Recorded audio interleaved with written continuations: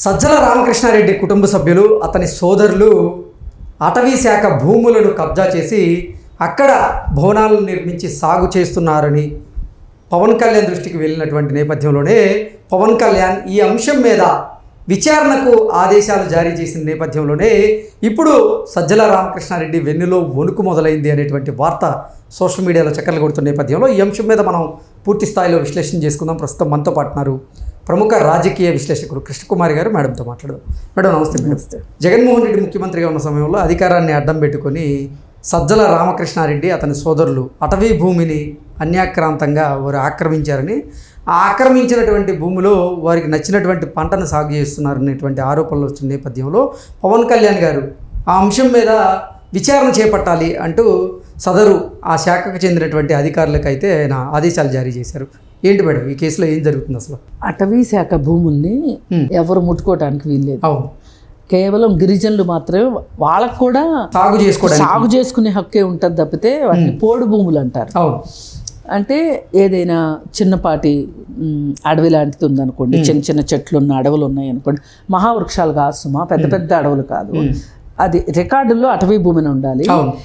అది ఏమి పంట పండని భూమి అయి ఉండాలి, అంటే అప్పటి వరకు పండించని భూమి అయి ఉండాలి. అప్పుడు వాళ్ళు ఏం చేయాలంటే సాగుకి అనువుగా మార్చుకోవాలి, దాన్ని పోడు చేసుకోవాలి.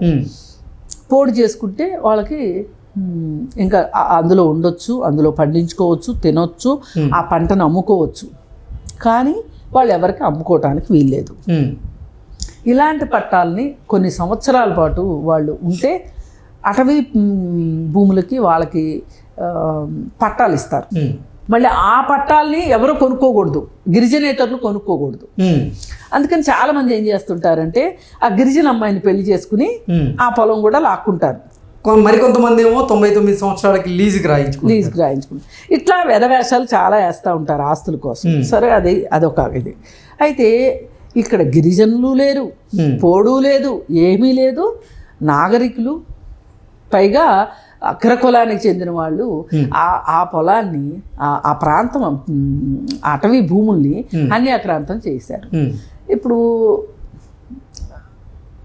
జగన్మోహన్ రెడ్డి గారి తండ్రి అధికారంలో ఉండగానే క్విడ్ ప్రోకో ద్వారా, ఐఏఎస్ ఐపీఎస్ల ద్వారా, రకరకాల ఆఫీసర్ల ద్వారా ఏ విధంగా ఆస్తులు సంపాదించారో మనందరికీ తెలుసు. ఆ సందర్భంగా ఎంతమంది పారిశ్రామికవేత్తలు జైలుకి వెళ్ళారో కూడా మనకు తెలుసు. దాని గురించి పద్దాగా చెప్పుకొని మన నోరు గబ్బు చేసుకోవడం వేస్ట్.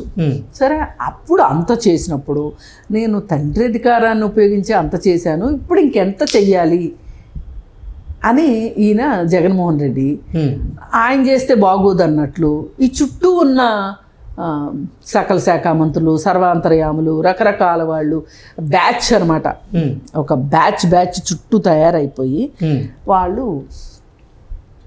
ఈ పనులన్నీ నెమ్మదిగా చేసుకున్నారు. చూశాం కదా, ఎవరు విజయసాయి రెడ్డి దేవాదాయ శాఖ ద్వారా ఆ భూముల్ని, సింహాచలం భూములనేంటి, ఆ భూములనేంటి, ఈ భూములనేంటి, అన్నిటినీ తనకిష్టమైన వాళ్ళని, తన మాట వినే వాళ్ళని ఆ శాఖలో ఉద్యోగులుగా వేసుకుని, మళ్ళీ అట్లాంటి వాళ్ళని ఇంకా వేరే శాఖల్లో కూడా అవసరమైన చోటల్లా వాట్సాప్ మెసేజ్ల ద్వారా ప్రపంచంలో ఎక్కడా లేని విధంగా నియామకాలు కూడా చేసి వాళ్ళ పనులు వాళ్ళు చేసుకున్నారు. ఇకపోతే మన సకల శాఖ మంత్రి, ప్రభుత్వ సలహాదారు, ముఖ్య సలహాదారు సజ్జల రామకృష్ణారెడ్డి గారు ఈ బృహత్ కార్యానికి తెరదీశారు. మామూలుగా మనకి పర్యావరణవేత్తలు ఏం చెప్తారంటే ఇంతమంది జనాభాకి ఇంత అడవులు ఉండాలి అని చెప్తారు. 2014 నుంచి 19 వరకు అటవీ భూముల శాతం ఎక్కువగా ఉంది. ఓకే, అసలు ఉమ్మడి ఆంధ్రప్రదేశ్లో కూడా చంద్రబాబు నాయుడు హయాంలో అటవీ భూముల శాతం ఎక్కువగా ఉంది. అలాగే ఆ తర్వాత వచ్చిన కేసీఆర్ హయాంలో కూడా ఎక్కువగా ఉంటే అవార్డులు కూడా ఇచ్చారు కేంద్ర ప్రభుత్వం. అలాంటిది ఇవాళ ఆంధ్రప్రదేశ్లో అటవీ భూముల శాతం ఈ సంవత్సరం వచ్చిన రికార్డులు బట్టి తక్కువ ఉంది తెలంగాణ కన్నా. అయితే ఏమైంది, అటవీ భూములను ఎందుకు వీళ్ళు రక్షించలేదు అంటే వాటిని పెంచడానికి మీరు ప్రయత్నాలు చేయకపోగా ఉన్న అడవుల్ని కొట్టేశారు కాబట్టి. అంటే సీడ్ బాల్స్ తయారు చేసి కొండల మీదకి వదలటము, ఆ బాల్స్ని, సీడ్ బాల్స్ని హెలికాప్టర్ల ద్వారా గింజలను చల్లటము, మొక్కలు నాటించటము, హరితహారాల పేరుతోటి ఇలా రకరకాల కార్యక్రమాల ద్వారా మొక్కలు పెంచటం అనే విషయాన్ని ఎప్పుడు కూడా హరితహారం పేరుతోటి మొక్కల్ని బాగా నాటుతారు.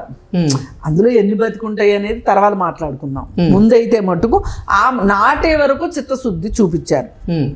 వీళ్ళు అది కూడా చేయలే. కొత్త మొక్కలు నాటకపోగా, నాటిన మొక్కల్ని అథవా నాటించిన మొక్కల్ని బతికించకపోగా ఉన్న అడవులను కూడా అన్యక్రాంతం చేసేశారు. ఇట్లా పంచుకుని తిన్నారు రాబందుల్లాగా. అయ్యేసరికి మనకు మన కేంద్ర ప్రభుత్వం ఇచ్చింది లిస్టు, ఏ రాష్ట్రంలో ఎంత అటవీ శాతం ఉంది. మనం ఆంధ్రప్రదేశ్ తెలంగాణ కన్నా తక్కువలో ఉంది. మరి ఇలాంటప్పుడు మనం అడవుల్ని కాపాడుకోవాలి కదా. ఇప్పుడు మనకి అడవులు అంటే ఏంటంటే మనకి మన ఊపిరితిత్తులు ఉంటాయి, సమాజానికి ఊపిరితిత్తులు అడవులు మొత్తానికి. ఇప్పుడు ఈ చెట్లు లేకపోతే, మనకు ఊపిరితిత్తులు లేకపోతే ఏం జరుగుద్దో చెట్లు లేకపోతే కూడా అంతే జరుగుతుంది. అయితే అది మనకు అంత మంచి విషయాలు మనకు ఎందుకు చెప్పండి.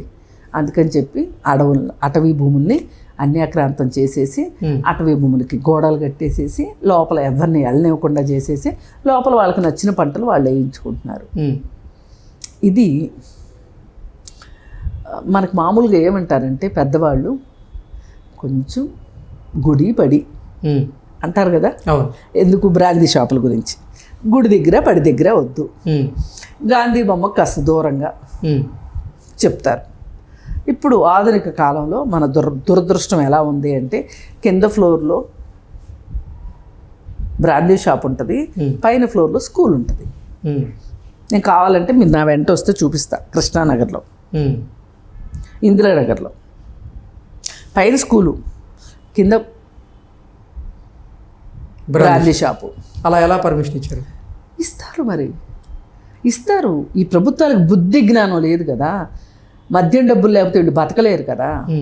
మద్యం డబ్బులు కావాలి, వీళ్ళు ఏదో పరిపాలన చేసేసినట్లు ఆహా ఓహో అని చెప్పి జైలు కొట్టించుకోవాలి. వాళ్ళు అక్కడ ఈ విధంగా అటవీ భూముల్ని కనీసం, అరే మనకి అవి ఊపిరితిత్తులు లాంటివి సమాజానికి, వాటి జోలికి ఎందుకు?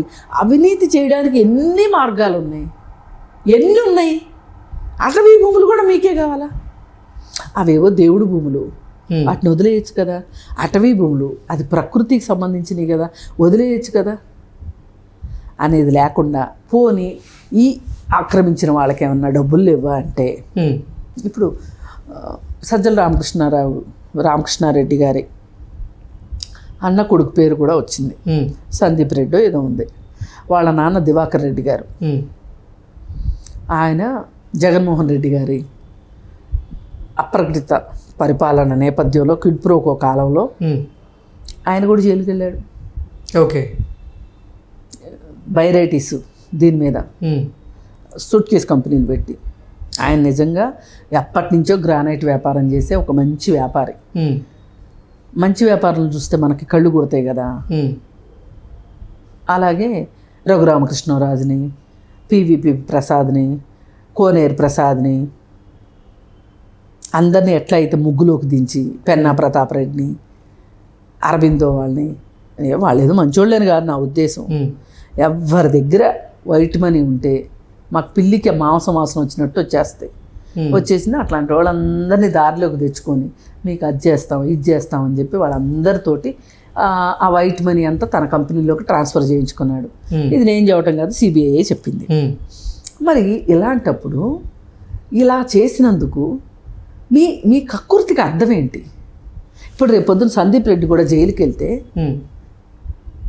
మీరు సంపాదించిన డబ్బులకి అసలు అర్థం ఏంటి? ఈ లెక్కన బాగా డబ్బులు సంపాదించే వాళ్ళందరూ వెనక చరిత్రలు ఇవేనా? ఇలా ఉంటేనే డబ్బులు సంపాదిస్తారా మీరు? ఆలోచించాల్సిందే కదా. ఒక డబ్బుకు ఒక ఆవేశంలో హత్య చేసి జైలుకి వెళ్ళే వాళ్ళు ఉన్నారు. తిండికి లేక బంధు దొంగతనం చేసేవాళ్ళు ఉన్నారు. సూపర్ మార్కెట్లో దొంగతనం చేసేవాళ్ళు ఉన్నారు. వాళ్ళందరూ దేనికోసం చేస్తున్నారు? వీళ్ళందరినీ మనం గమనిస్తే ఒక పొట్ట కూటి కోసం గతి లేక చేస్తున్నారు. మీకేం పోయే కాలం వచ్చింది? మీ ఇళ్లలో పెళ్ళిళ్ళు జరుగుతున్నాయి అంటే ఆడవాళ్ళందరినీ కిడ్నాప్ చేస్తే బోలెడు డైమండ్స్ చేయమని కాదు సుమా, చెప్తున్నా. వాళ్ళందరూ వేసుకునే బంగారాలు, వజ్రాలు, వైడూర్యాలు మీ సంపదను సూచిస్తున్నాయి కదా. మీ ఇల్లు చూస్తే పెద్ద పెద్ద రాజభవంతులు కదా. పోనీ బోలెడు పొలాలు ఉన్నాయి, వ్యాపారాలు ఉన్నాయి. ఇప్పుడు ఈ అటవీ భూముల్లో కూడా వారు భవనాలు నిర్మించారు. ఇన్ని ఉన్నప్పుడు ఇంకా కక్కుర్తి దేనికి అని? ఎక్కడైనా ఒక మితం అనేది ఉండాలి కదా. ఎక్కడో ఒక చోట పుల్ స్టాప్ ఉండాలి కదా. చేసావు ఎన్ని తరాలు చేస్తారు మీరు ఇట్లా? ఎన్ని తరాలు జైలుకి వెళ్తారు? రేపు ఖచ్చితంగా అటవీ భూములు అనేది అది ఎంత సీరియస్ యాక్ట్ అంటే, ఇప్పుడు మనకి సెంట్రల్ రిజర్వ్ ఫారెస్ట్ అని ఒకటి ఉంటుంది. ఒక యాక్ట్, భూములు ఉంటాయి. దాని కింద గుర్తించబడిన భూముల్ని మనం గనక వాడుకోవాలి అంటే గనక కేంద్ర ప్రభుత్వం దగ్గరికి వెళ్ళి మేము అక్కడ రోడ్డు వేసుకోవాలి. ఆ రోడ్డు చాలా అవసరం. అక్కడ రోడ్డు లేకపోవడం వల్ల చాలా నష్టం జరుగుతుంది. కానీ ఎంత ల్యాండ్ అయితే మేము తీసుకుంటున్నామో అంత ల్యాండు మేము మళ్ళీ సెంట్రల్ రిజర్వ్ ఫారెస్ట్కి ఇస్తాము అని ఇది అప్లికేషన్ వ్యక్తులు పెట్టుకోవడానికి కుదరదు, ప్రభుత్వాలు పెట్టుకోవాలి. అర్థమైందా? మొన్న నేవీ రాడార్ కేంద్రం కోసం వికారాబాద్లో అటవీ భూమిని తీసుకున్నారు. దానికి సమానమైన భూమిని ఇవ్వాల్సిందే ఖచ్చితంగా నేవీ వాళ్ళు. అంటే ఇవన్నీ గవర్నమెంట్ కాబట్టి నడిచిపోతున్నాయి. అదే ఇప్పుడు మన కేబీఆర్ పార్క్ ఉంది, దానిలో ఇంచు తీసుకున్న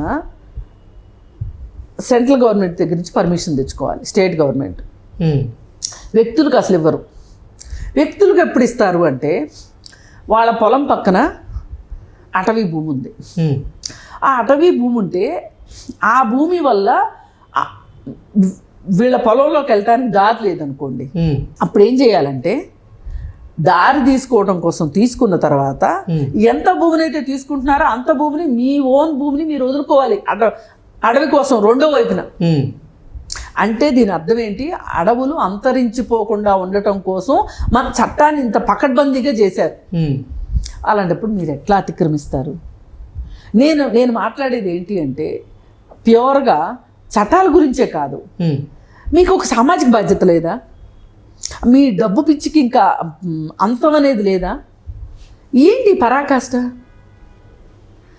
నేను ఇందాక జాబితా చెప్పా కదా, మీ ఇల్లు, మీ కార్లు, మీ నగలు, మీ పెళ్ళిళ్ళు, మీ వైభోగము, మీ ఫారిన్ టూర్లు, ఇన్ని చేసుకుంటున్నారు. వీటన్నిటికీ డబ్బులు ఉన్నాయి కదా. ఇంకో 4-5 తరాలు 10 తరాలు సరిపడా ఆస్తులు ఉన్నాయి కదా మీకు. ఇంకా కుర్తి దేనికి? నా ప్రశ్న అది. ఇప్పుడు ఎలాగూ ప్రభుత్వం దృష్టికి అది వెళ్ళింది, ఇంకా వాళ్ళు వదిలిపెట్టరు. తాడో పేడో తేల్చుకోవాల్సిందే. ఇప్పుడు రేపు మీరు పిల్లలు కూడా ఎందుకు బలి చేస్తున్నారు? ఇప్పుడు దివాకర్ రెడ్డి గారికి అలా జైలుకి వెళ్ళారు. ఇప్పుడు వాళ్ళ అబ్బాయి రేపు జైలుకి వెళ్ళాలి.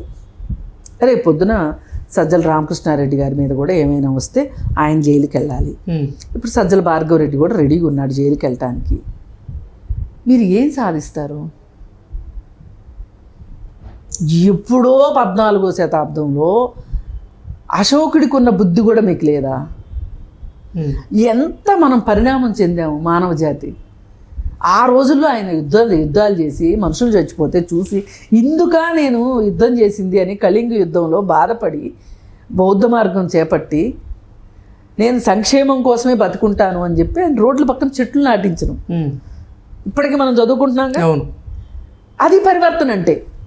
అంత పాత కాలంలో ఎన్ని వందల సంవత్సరాలండి? ఇప్పటికీ దాదాపు 600-700 సంవత్సరాల క్రితం మనిషికి అంత ఆలోచించినప్పుడు ఇప్పుడు మీరు ఆలోచించకపోతే మీరు మనుషులా జంతువులా? అసలు ప్యాంటు చొక్కా వేసుకోగానే సరిపోదు, స్టైల్గా సెల్ ఫోన్ పట్టుకుంటే సరిపోదు, కానీ మన బుద్ధి కూడా దానికి తగ్గట్లు ఉండాలి.